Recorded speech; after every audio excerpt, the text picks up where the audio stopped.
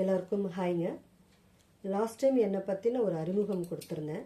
2019 நான் இதை ஸ்டார்ட் பண்ணேன். கேட்ரி ஹெர்பல் நாப்கின் அப்படின்ற நேமில் நான் ஸ்டார்ட் பண்ணேன். 5 வருஷம் கம்ப்ளீட்டுங்க. இது 6வது வருஷம். முதல் 2 வருஷம் என்னை பற்றி யாருக்குமே தெரியாதுங்க.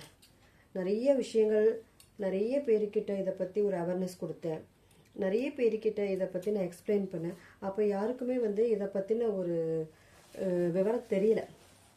ஸோ ஏதோ பண்ணுறாங்க, ஏதோ சொல்கிறாங்க அப்படின்னு தான் இருந்தாங்க.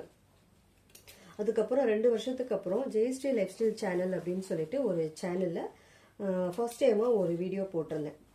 அந்த வீடியோ பார்த்துட்டு நிறைய பேர் எனக்கு என்கொயரி பண்ணாங்க. யாருமே தெரியாத பல பேர் எனக்கு ரிங் பண்ணி இந்த டீட்டெயில்ஸ் எல்லாம் கேட்கறதுக்காக எனக்கு என்கொயரி பண்ணாங்க.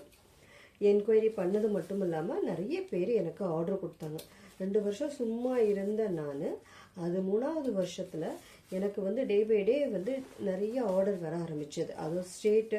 ஸோ அதெல்லாம் எனக்கு பெரிய விஷயமா இருந்தது. வாங்க ஆரம்பித்தாங்க. உண்மையிலேயே அது எனக்கு ரொம்ப ஹாப்பியாக இருந்தது. பயங்கரமாக எஃபர்ட் போட்டேன். அடுத்து திடீர்னு என்ன சொன்னாங்க அப்படின்னா, ஸோ எனக்கு நீங்கள் இதை பற்றின எக்ஸ்ப்ளனேஷன் கொடுக்க முடியுமா, கிளாஸ் மாதிரி எடுக்க முடியுமா அப்படின்னாங்க. ஸோ ஓகே, அதையும் நம்ம செய்யலாம் அப்படின்னு சொல்லிட்டு நான் கிளாஸும் நான் எடுத்தேன். கிட்டத்தட்ட இப்போது ஒரு 3 இயர்ஸ் ஆயிடுச்சு இல்லையா.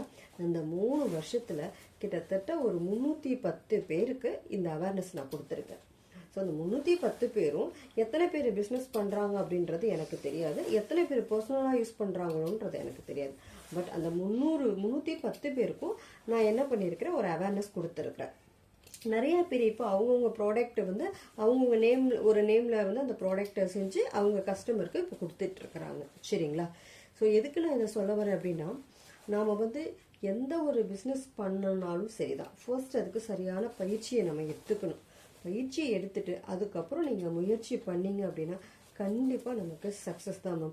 நமக்கு ஒன்றும் தெரியாது, நம்மளால முடியுமா, நம்ம கிட்ட யாராவது வாங்குவாங்களா, இப்படியே நம்ம தயங்கி உக்காந்துருந்தோம்னா கடைசி வரைக்கும் நம்ம உக்காந்து தான் இருப்போம். சரிங்களா. நாம் பாட்டை எந்திரிக்கணும். யார் என்ன சொன்னால் என்ன, என்னால் முடியுன்ற கான்ஃபிடென்ட்டை வளர்த்துக்கணும். நாம் பாட்டை செய்ய ஆரம்பித்தோன்னு வச்சுக்கோங்களேன், அதில் உண்மையும் நேர்மையும் இருந்தால் போதும் மேடம். ஆட்டோமேட்டிக்காக கடவுள் நமக்கு நிறைய விஷயங்களுக்கு வழிவிடுவார். சரிங்களா. ஸோ இது வரைக்கும் யாராவது யோசித்து வச்சுருந்தீங்க, ஏதாவது ஒரு பிஸ்னஸ் பண்ணணும்னு யோசித்து வச்சுருந்தீங்கன்னா தாராளமாக நீங்கள் அடுத்த முயற்சியில் இறங்குங்க. கண்டிப்பாக உங்களுக்கான வெற்றி கண்டிப்பாக உங்களுக்கு கிடைக்கும். சரிங்களா. தேங்க்யூ.